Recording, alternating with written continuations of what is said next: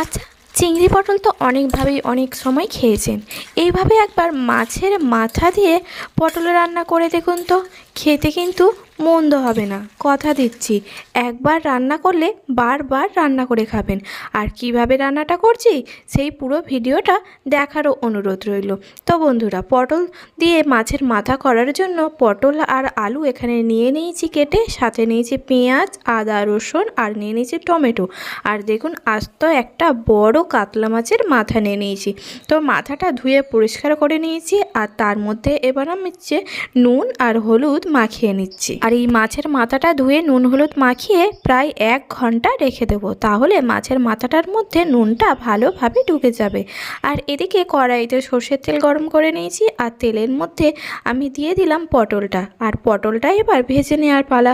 আর পটলটা যাতে ভালো করে আর তাড়াতাড়ি ভাজা হয়ে যায় সেই জন্য আমি দিয়ে দিলাম পটলের পরিমাণ মতো নুন। আপনারাও কিন্তু এইভাবে পটলটা একটু নুন দিয়ে ভেজে নেবেন, তাহলে পটলের টেস্টটা কিন্তু আরও ভালো হয়ে যাবে।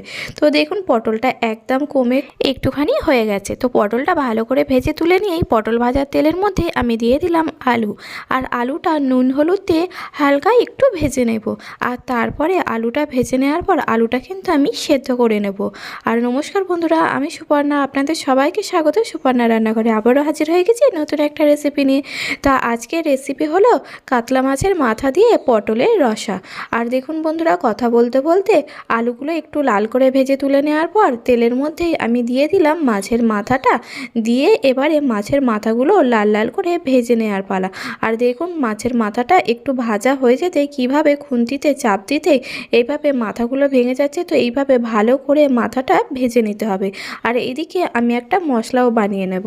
তো দেখুন, আমি মিক্সি নিয়ে নিয়েছি, আর মিক্সির জারের মধ্যে আমি দিয়ে দিলাম পেঁয়াজ, লঙ্কা, আর দিয়ে দিলাম টমেটো, আদা, রসুন একসাথে ভালো করে একটা পেস্ট বানিয়ে নিতে হবে। আর আলুটাও এদিকে আমি সিদ্ধ করে নিচ্ছি, যেহেতু হাতে খুবই সময় কম সেই জন্য আলুটা সিদ্ধ করে নিলাম। আপনাদের হাতে যদি সময় একটু বেশি থাকে তাহলে আলুটা এমনি কড়াইয়ে ঝোলের মধ্যেই সেদ্ধ করবেন, তাহলে টেস্ট কিন্তু আরও ভালো হবে।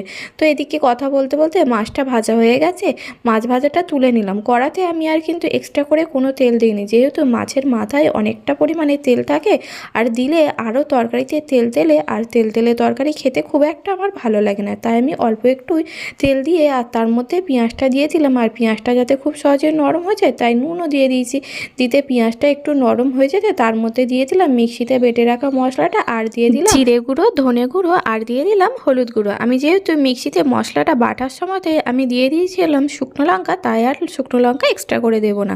তো দিয়ে এবার মিক্সির ধোয়া জলটাও দিয়ে ভালো করে মশলাটা কষিয়ে নেওয়ার পর এর মধ্যে আমি দিয়ে দিলাম ভেজে রাখা মাছের মাথাটা, আর দিয়ে দিলাম ভেজে রাখা পটলটা।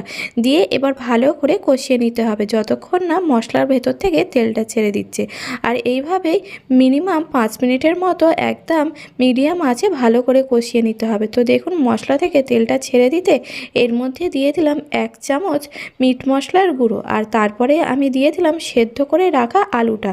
দিয়ে এবার সমস্ত উপকরণ একসাথে ভালো করে নাড়াচাড়া করে নিতে হবে। আর আমি দিয়ে দিচ্ছি অল্প একটু জল, যাতে তরকারিটা একটু মাখাচাকা হয়, যাতে ভাতের সাথে খেতেও খুব ভালো লাগে।